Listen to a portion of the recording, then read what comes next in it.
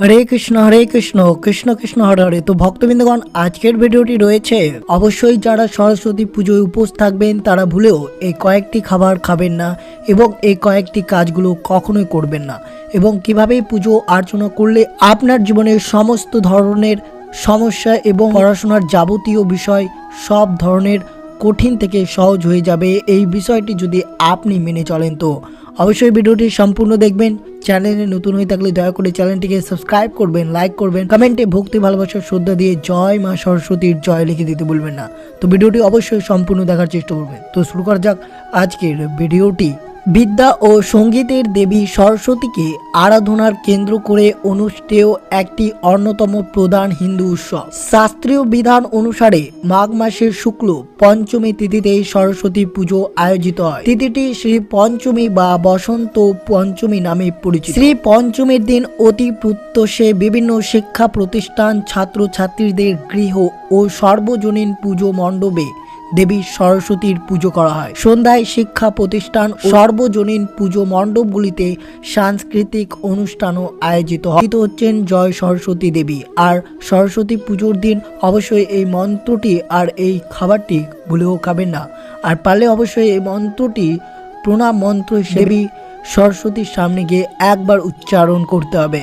বিভিন্ন ভক্তরা সকাল থেকে উপোস থেকে বাগদেবীর উদ্দেশ্যে অঞ্জলি দেন, বিদ্যা বুদ্ধি জ্ঞানের প্রার্থনা করেন বাগদেবীর কাছে। পুরোহিত ছাড়াই বাগদেবীর আরাধনায় নিজে প্রতিনিধিত্ব করতে পারবেন। সরস্বতী পুজোর যে উপাদানগুলো প্রয়োজন হয় তা হচ্ছে সরস্বতী দেবীর মূর্তি, সাদা কাপড়, ফুল, পলাশ ফুল দিবেন, অম্রপত্র, বেলপাতা, কাঁচা হলুদ, সিঁদুর, চাল, ধান, দুবড়া, ফল 5 ধরনের, কলা এবং নারকেল আবশ্যক, কলস, সুপারি, পান পাতা, ধূপকাঠি, প্রদীপ, দুধ, খাগের কলম এবং দোয়াত। সরস্বতী পুজোর দিন সকালবেলা উঠে স্নান করার নিয়ম। পুষ্পাঞ্জলি দেওয়ার জন্য সকালে স্নান করা আবশ্যক প্রয়োজন। স্নানের জলে নিম পাতা ও তুলসী পাতা দেওয়ার নিয়ম আছে, এতে জলের শুদ্ধিকরণ ঘটে। এছাড়াও স্নান করার আগে মুখে এবং গায়ে নিম ও কাঁচা হলুদ বাটা মাখতে হয়, এতে আমাদের দেহের শুদ্ধিকরণ ঘটে এবং শরীরে কোনো রকম ধরনের জীবাণু থাকলে সেটাও মিশ্রণে নষ্ট হয়ে যায় এবং রক্ষা কবচ হিসেবে কাজ করে।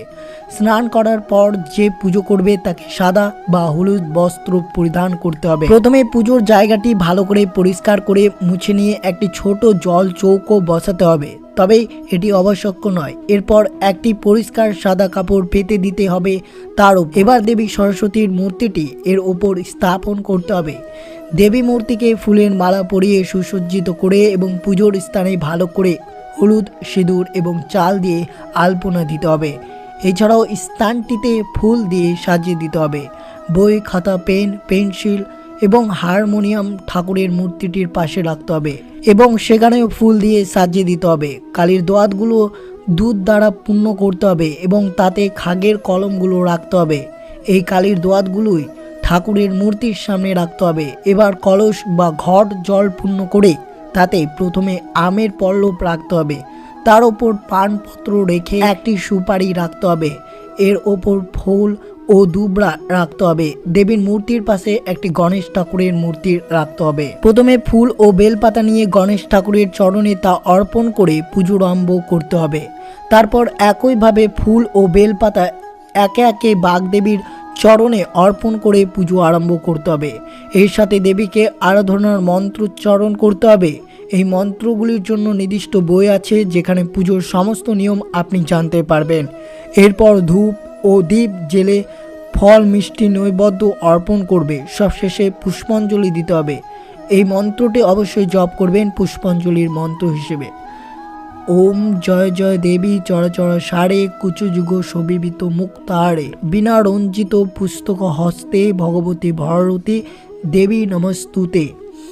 ওম সরস্বতী নমঃ নিত্যং ভদ্রকাল্য নমঃ নমঃ বেদ বেদান্ত বেদাঙ্গ বিদ্যা স্থানেভ্য এব চ এসো সচন্দন পুষ্প বিল্ল পত্রাঞ্জলি সরস্বতী নমঃ। এই মন্ত্রটি পাঠ করে অবশ্যই অঞ্জলি দেবেন। পুজো শেষ করে তবেই কিন্তু জল এবং খাদ্য গ্রহণ করতে হবে। আর এই দিনে কিন্তু পড়াশোনা একবারে বন্ধ। আর প্রসাদ হিসেবে ওই দিনে খাবার কিন্তু ফল, খই, মুরকি, মিষ্টি, খিচুড়ি, লাবড়া ইত্যাদি খাবেন। পুজোর বাকি মন্ত্রের জন্য প্রয়োজন হবে পুজোর পাঁচালী, যা আপনি সহজে পেয়ে যাবেন। এই সরস্বতী পুজোর চলাকালীন কোন কোন খাবারগুলো খাবেন না? এই সরস্বতী পূজার চলাকালীন অবশ্যই মুড়ি জাতীয় খাবার খাবেন না বা পোড়া জিনিস খাবার খাবেন না, যেমন রুটি, এইসব জিনিস খেতে পাবেন না। এবং অবশ্যই এই দিনে আপনি কুল খাবেন না, কুল খাওয়া নিষেধ বলে মনে করা হয়।